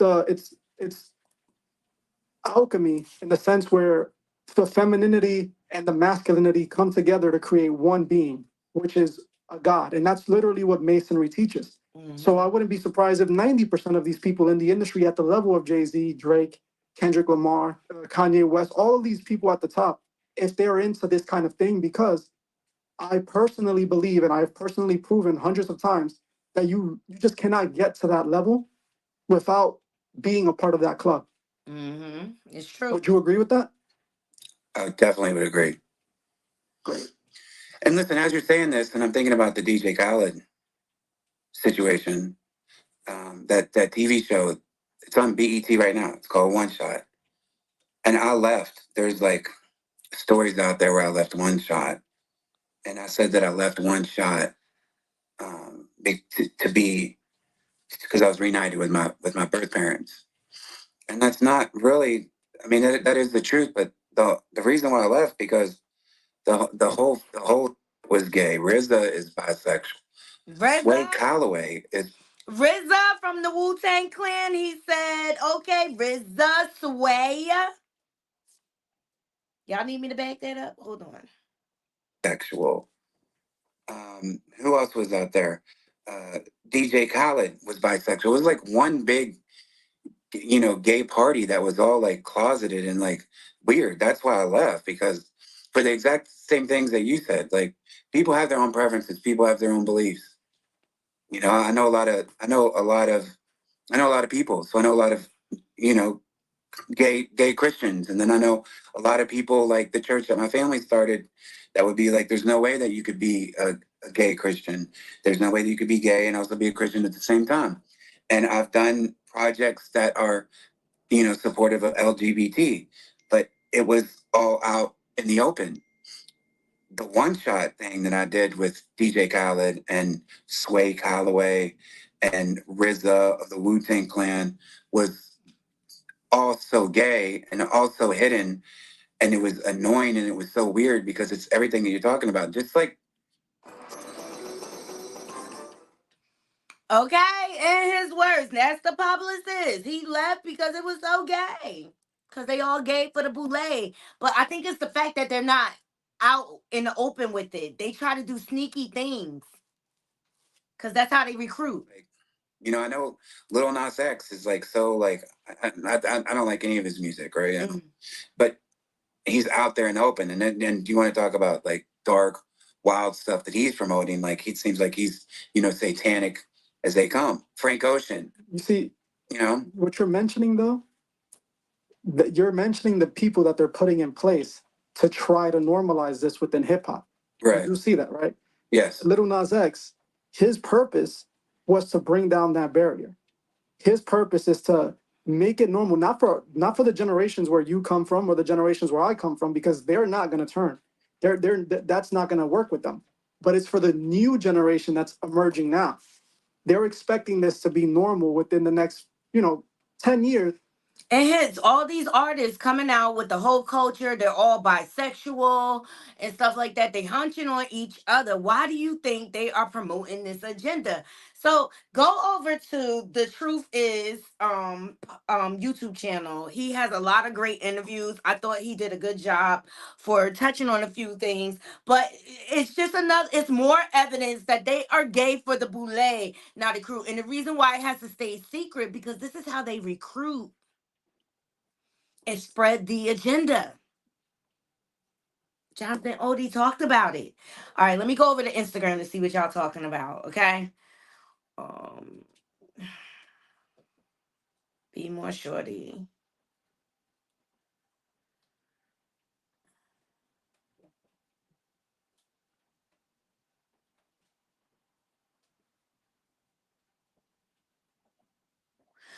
Is this about Krishan?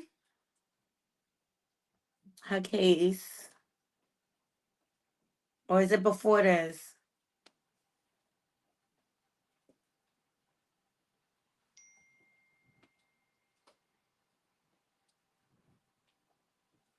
She got a court date. Appearance dates October the 9th. But I think it got moved to.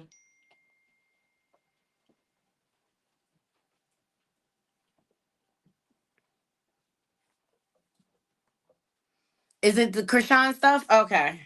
All right. How come this thing won't let me out?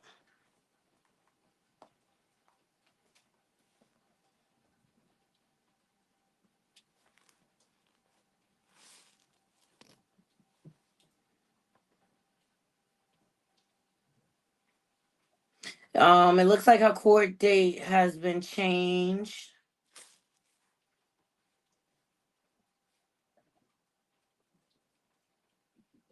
to October 31st. So that's time for her to get her affairs in order and stuff like that. It looks like she going to trial. It says trial date.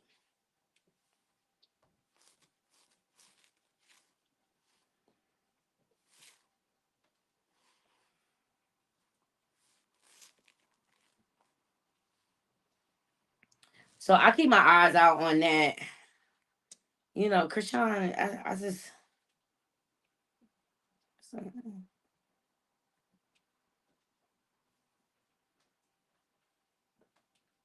All right, so it looks like she's going to court on October 31st. So we'll see what's going to happen. That's for her probation violation, I believe. That one. It got postponed because they probably going to sentence her to some time, just like they did Blueface. The world needs a break. Also, shout out to Jarrell Morris. Um, Jarrell sent me a TikTok. It's supposed to be Ava, the adopted daughter, the Caucasian little girl, and people were wondering. Well, it was debunked, and he never officially adopted her. Um, but they're saying that this is her speaking out. Now, there's no face on this.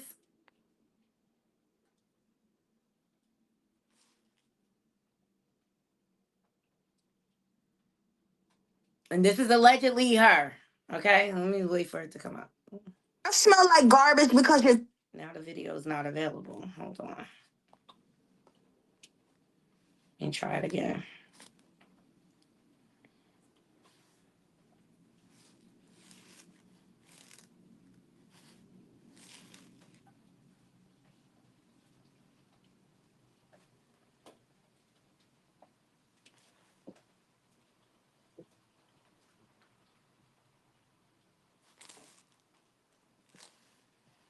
Did I save it?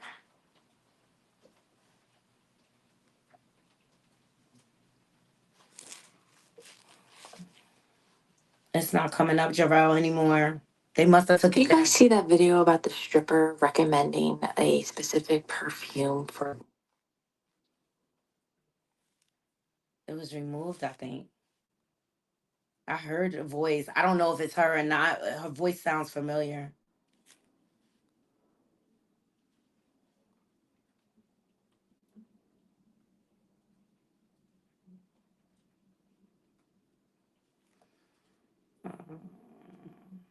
TikTok Ava. Let me see if it comes up when I type it in.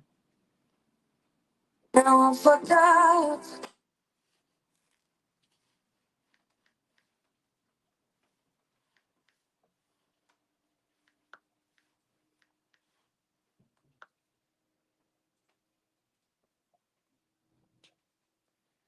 It got taken down. I wonder why.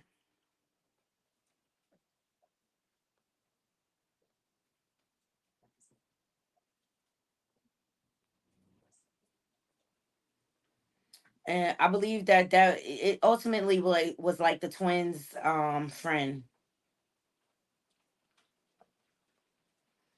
Yeah, it's not.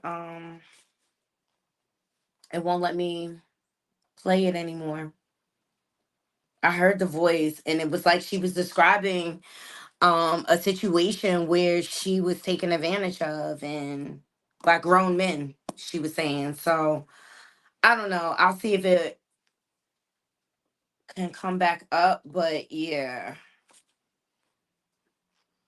I hope she's all right, Ava, and I hope it's not true. Like I said, it was just a voice, a audio. It was not even a face, so I don't even know. I couldn't even confirm if that was her or not. But ultimately, it came out that she was the twins' friend. All right, and the last thing I want to get into is Celestial Tarot's Miss Sam. I love her commentary and her spin on things, and she just simply reads like tarot cards about different situations and trending topics that's going on. And she spoke very candidly, Miss Sam. She has a lot of great videos. She talks about everything trending. Krishan Rock. She even spoke about Naomi Campbell. Uh, but she came live to talk about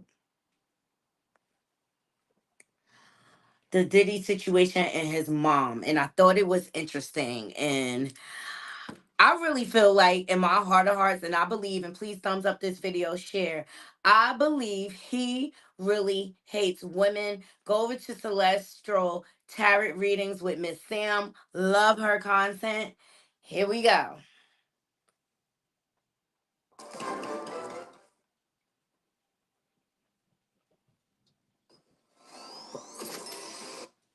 I just want to read this song, okay?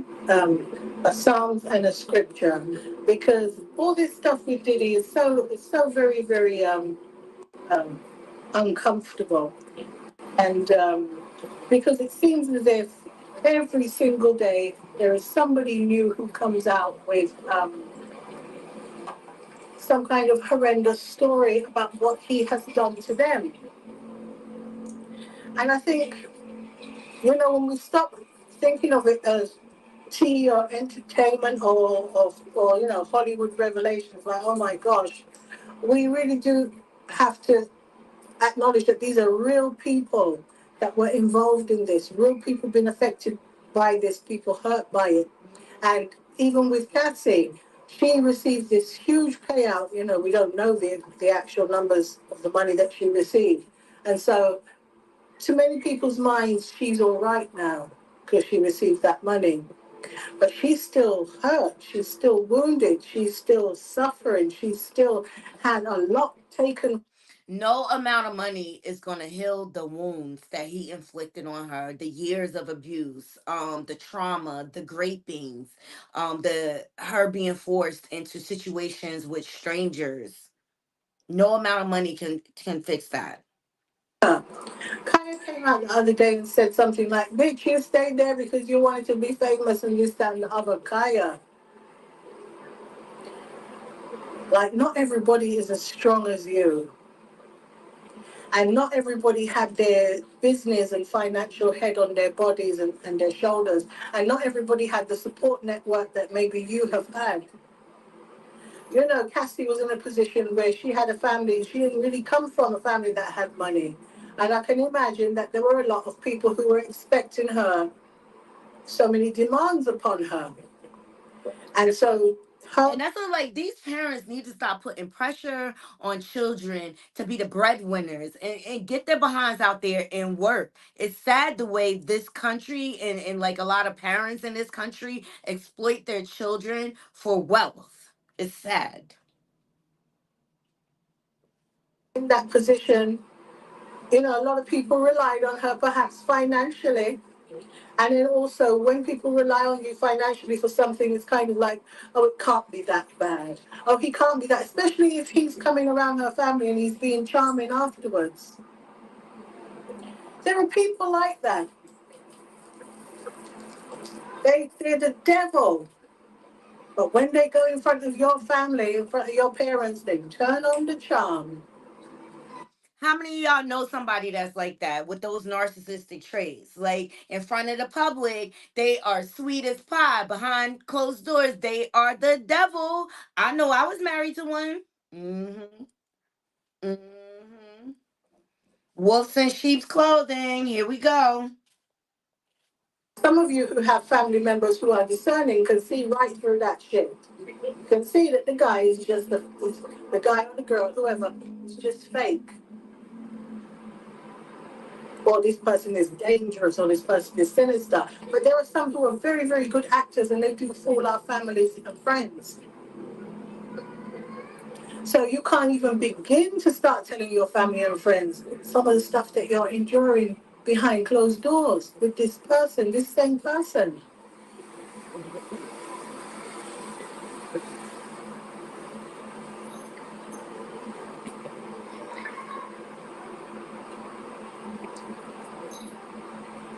So I wanna people switch, they switch it on, they switch it on and they switch it off. They switch on the charm. And you would never know that they're Lucifer, or Lucifer's nephew, or flipping Lucifer's niece. Never know. And also there's this thing about people who disassociate as well. No, baby, I'm sorry, or I didn't mean to do it. And that's what they're gonna try to spin a narrative like Diddy was a drug addict for all these years. No, that's who Diddy is. He's an asshole. He's an asshole. He's spoiled, entitled, and that monster was created from the root, his mama. And I believe he really hates his mom. You want to know why? Because I believe he found out what really happened to his dad, and he would never forgive his mom for what she did to his dad and for him not having his father in his life. Even like that. Just people who just don't acknowledge that moment a few hours ago, or that moment yesterday, or what they did a couple of days beforehand, or what they just said to you half an hour ago. They disassociate. They disassociate. They go through this thing. It's like the demon takes over them, and then the demon sits down and relaxes, and they kind of come back out again. Do you know what I mean? It's like themselves, possession, which I do understand. But when it comes to harming people and being in a relationship and harming, I mean, we saw what Diddy did to Cassie on camera. Yes, we did. We saw what Diddy did to Cassie on camera. And I could only imagine what it was like behind closed doors. It probably was worse. And so I don't know if Kaya really appreciates or took any time to think about Cassie's psychological condition during that assault. During the time Diddy was kicking her like a football on the floor, on the ground. During the time she was running and ducking and hiding in the hallway, and he was sitting there and he was ready to launch a glass vase after her. It's like, did he hate women? And this is the man who has a tattoo on his back of one of the divine feminine energies, most strongest goddesses, Loaz. Azuli Danta, right? Or Azuli, one of the Azulis. I'll look that up in a minute, okay? And I'll get the picture and show you. Because I was meant to do a video on that long time ago, at least address it anyway. And of course, I could do a whole reading on that. But back to what Kaya was saying about Cassie. She wanted to be famous. Famous and beaten up. Famous and having kick her head. And that's why I did a video on Lauren London, I did a couple of videos on Lauren London. Pay attention. 6 months ago. And then I did some more in regards to, because nobody's talking about Nipsey. Nobody's talking about Nipsey. How Nipsey just died just like that. And this guy has kind of elbowed his way into the scene to make himself executive producer of Nipsey's album that was already completed. All roads, How he felt like, you know, he kind of all roads lead back to the diddler. Like he wanted to be the gatekeeper in the hip hop industry. So how dare Nipsey come in here independent, owning all his stuff? He gotta come through me. his way in there. He was allowed to, because it looked like somebody had some things that, you know, if they objected, if Lauren London had objected to Diddy muscling his way in, Diddy would have pulled her up and said, hey, girl, me know you, you know. Nipsey don't know you, but me know you. So you know Lauren London and Cassie were best friends during their relationship. Have you seen Cassie with Lauren London since the breakup of her and the Diddler? I asked you that question. You understand? So Lauren had to keep it zipped up, zippity doo that day, quiet, because otherwise Diddy would say, hey, you know, I need to get in on Nipsey's album. This is the hottest album. He's one of the biggest rappers out now. I need to be involved in this, baby girl. You know, daddy always got to make some money. And because everybody know him as Diddy, but she know him as Daddy as well. Daddy. Because the two of them close, super close. Even when she was with Nipsey. So the point of the matter, and that's Cassie's best friend. You know what I'm saying? So Cassie never really had even a chance, to be honest with you, because she got Diddy, one of Diddy's woman right up and under her saying, calling her her best friend. She weren't friends with Lauren before she got with Diddy. Diddy make sure he put Lauren with her. Keep an eye on this girl for me. And they love pairing people up. They love creating handler situations. I referenced that book. And see, that's why I believe some of the book is true. Especially about Jay-Z and him. Especially about Faith being Biggie's handler. They do it. That's the pattern of Diddy. That's what he do. He'll put people in place to watch over you. That's what you no new friends. Okay? Turn to the left, you're gonna let me know. If she turned to the right, you're gonna let me know. That's a given. You don't even have to ask. Period. So Lauren London was placed so that Diddy can keep track of Cassie. Sick. He's a sick, demented person. Stalker, alleged rapist, alleged trafficker. Like, because the relationship between Diddy and Lauren was on some different kind of it's stage. a pattern too. He did the same thing with Kim. He had her house wired. She had hidden video cameras. The security guards have come out and said that he would have the security stalk Kim, even though they weren't together, and he was with another woman. Come on now. Oh.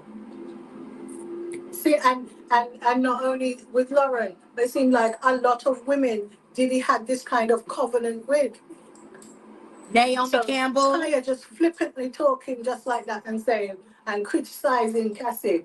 Don't criticize Cassie because she got the money, she got the payoff, she got the wounds, she took the kicking, she took the beating. What you expect Cassie to do? Take the money and use it as a band-aid on herself. She didn't get licked. Oh God, the money is the band-aid. It don't go like that. The psychological wounds inside is deep. No amount of money can fix that. She have daughters and she have a husband who's sitting there hurting, knowing that his mind is all kind of fucked up when he see his wife on the floor. Can you imagine how Alex find it feel when he see the video of Cassie on the floor? Real talk now, just think about it. Just think about it just like that. Sit there and think about that one for a moment. Just think. How did Alex feel when he see the video of his wife who he loved, the mother of his children, and she on the floor, Diddy pulling her and dragging her and all kinds.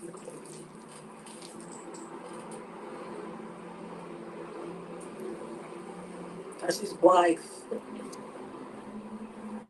Ladies, no amount of cleaning or rinsing will fix your pH. If you're smelling a little It's horrible. And I know they say that Alex was involved in the freak offs originally, and they say that Cassie left with a trainer that Diddy hired for her and ultimately got married, had 2 kids. And I say good for Cassie, because Diddy had been doing what he wanted to do all them years, cheating on her. Like, I don't feel bad for Diddy. That don't make me empathize. I say it's about time Cassie socked it to him. Period.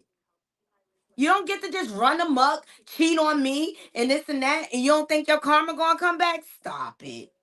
To screw over Diddy, but Diddy's demon strong.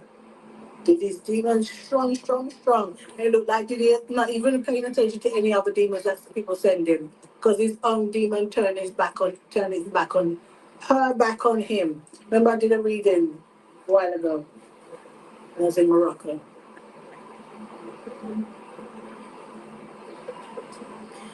So I want to read the Psalms. This is Psalms 8, right? And you see, in the midst of all of this thing, let God be praised. Let the higher power be praised. Let Oludumare be praised. Let Chukwu be praised. Praised. Let God, let Yahweh, let Hashem, let Allah be praised. Yes. Let Jehovah Jireh, let El Shaddai be praised. El Shaddai, let him be praised. Let him be praised. Oh.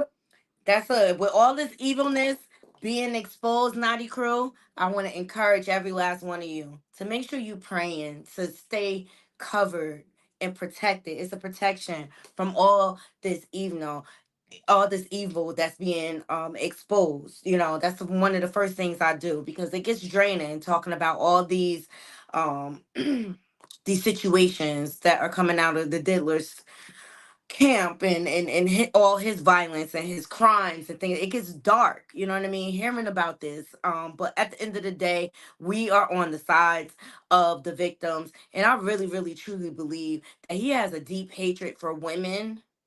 I really, really do believe that. And that's why he justifies treating women the way he does, the way he treats them like objects. They're disposable. He has no respect. That all comes from his relationship with his mom. And I think once he sobers up and he's sitting in that cell, it's he gonna have to face the realization. So I appreciate every last one of you joining me. I hope you all enjoyed the show. I just wanted to show examples, patterns of behavior, the grooming behavior. It's been going on since from back in the day, from Hollywood to the music industry. Even it happens in sports, believe it or not, it happens.